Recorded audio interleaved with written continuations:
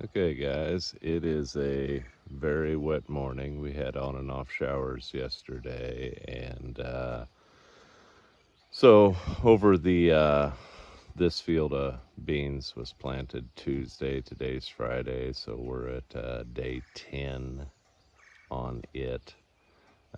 This field had one day before the rain came. It had one dry day.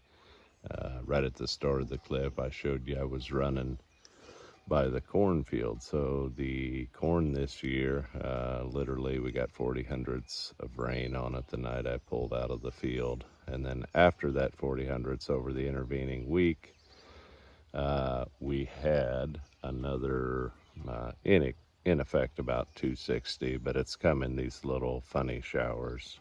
And so it's, I've talked before about the dry period from the moment you plant until the rains come and reset the weed clock.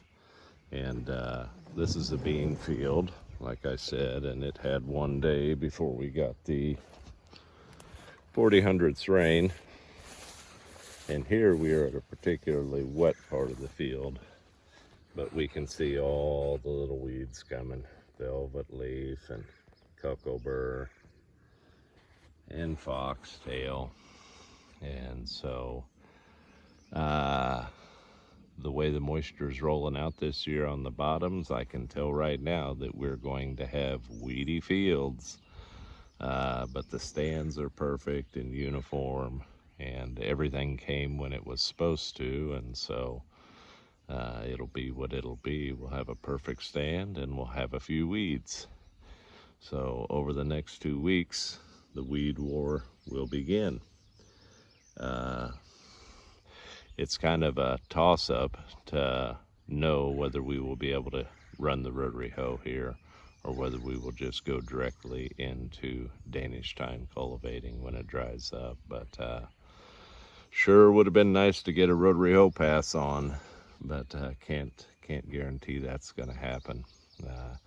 If it does happen this year, so the strategy that I will employ will be when it starts to dry up, I will have Claire rotary hoe right ahead of me with the Danish thyme.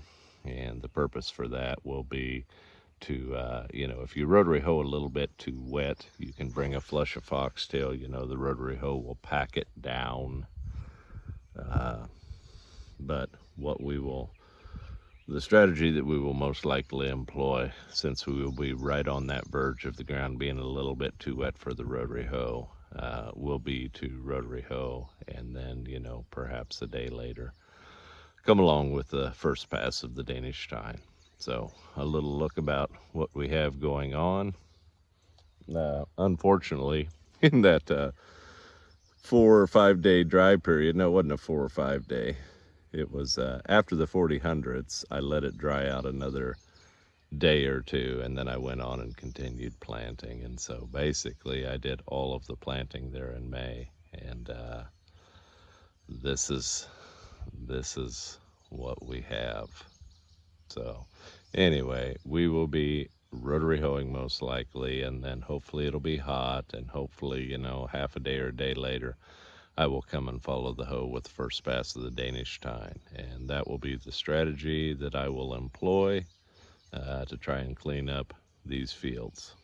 So thanks for watching. You got to be careful about praying for rain in a drought.